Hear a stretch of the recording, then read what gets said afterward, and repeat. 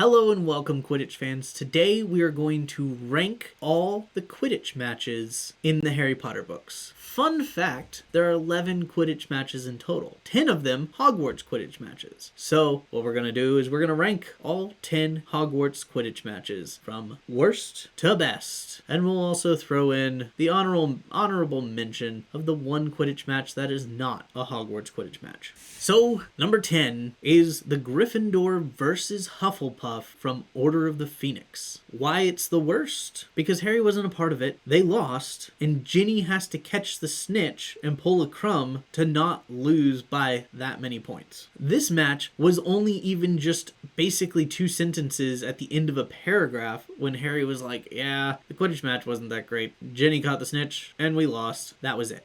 Number 9 of the Quidditch matches, it's getting better, is once again Gryffindor versus Hufflepuff and Half-Blood Prince. Harry gets knocked out almost immediately in this match by Cormac McLaggen, who thinks he's a better Quidditch captain than Harry, and then they miserably lose the match, almost losing the entire House Cup championship because of Cormac McLaggen.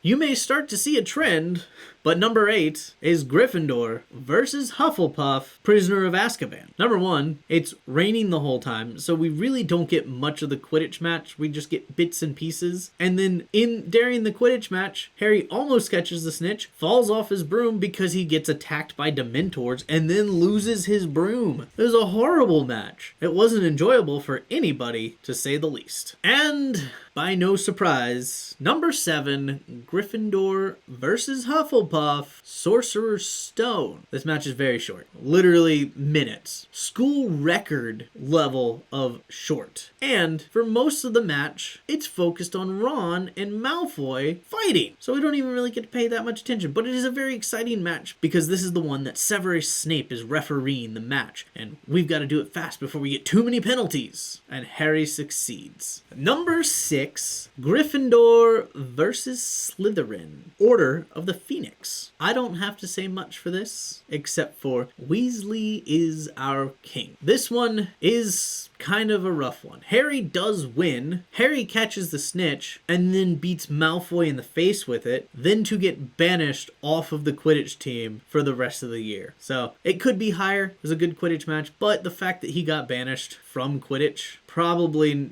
dings at some points. We're getting under the top 5, and this is Gryffindor versus Slytherin, Sorcerer's Stone. Now, this is the first match. Maybe it should be higher because it is a first match, but it's not as interesting as some of the other matches that happen above it. What is interesting is the crazy broom where Harry almost gets knocked off, but in the end catches himself, catches the snitch with his mouth to win the game, and defeats Slytherin and shut Malfoy up for at least a little while. This leads us into the top 3. We have Gryffindor versus Slytherin, Half-Blood Prince. This is the Weasley is Our King sequel, where, to calm Ron's nerves, Harry pretends to put Felix Felicis in Ron's drink, which allows Ron to make spectacular saves, which are described spectacularly by Jim Dale if you listen to the audiobooks. This is a great match. It allows for Gryffindor to make a pretty good point lead, which does end up helping cushion after the Hufflepuff game that comes later. Number 2, one of the more exciting games, Quidditch was probably at the top during Prisoner of Azkaban, especially this match, which is Gryffindor versus Ravenclaw, the debut of the Firebolt. Not only was Harry flying around on his fancy new Firebolt, outstripping Cho Chang and flying around faster than bludgers, but in the process of him trying to catch the golden snitch, he's able to cast a full corporeal Patronus and embarrass Slytherins who are trying to disrupt the match. That's a pretty impressive match. Now, before we get to the best Quidditch match in the books, let's talk about the Quidditch World Cup. That was an exciting match and such a great part of the book. I wish we could have seen it in the movies. It would have been so cool to be able to see it in the movies. But in the books, it's so fun. While the match is going on, you have the Wronski feint knight. Then you have the poor Irish seeker who keeps crashing into the ground. All the while, on the ground, you have the Vila fighting the leprechauns and the referee just getting distracted. And it's just, there's so much going on, but it's so well described. Ireland's chasers are just destroying Bulgaria. Eventually, Crumb has to dive and catch the snitch out from underneath the Irish seeker's nose, which then crashes into the ground once again.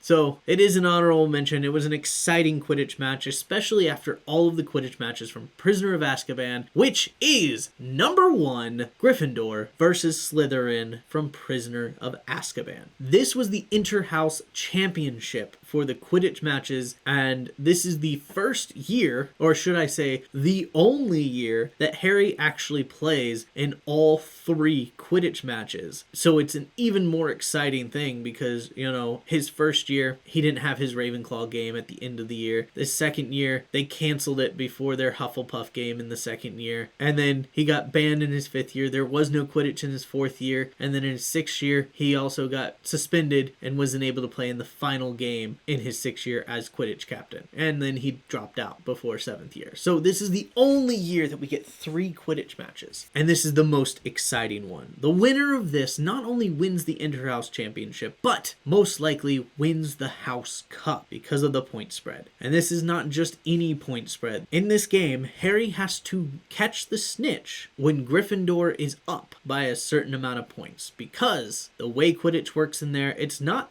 all about how many wins you have, because you could have 3 wins and you would win, but it's also about the point spread. So if you lost really badly in your first match but won in your second match by a few points, your third match you would have to win by a lot of points, because it's a total amount of points throughout the season. And if you have at least 2 wins or 3 wins, you have a chance of winning the whole cup. And that's what happens. There's cheating abroad. There's so many penalties, people crashing into each other. So many things happen in this match. It is so exciting. Every time I listen to it or read it, I'm just at the edge of my seat. I know what's going to happen. I know they're going to win, but I'm just so excited. And when they finally catch the snitch with the right amount of point spread, it's just so exciting. And that is why it is the best Quidditch match in the book series. Unfortunately, the movies really just did not have the Quidditch at the level that this book series had. So hopefully, when they reboot the series, the Quidditch matches are going to be so spectacular and not disappointing, hopefully. Well, let me know, do you agree with my ranking system? Do you think that is how they should be ranked? Or do you disagree and think different matches should be higher than other matches? Let me know in the comments, and I will see you next week. Thank you for watching another Marvelous Marauders video.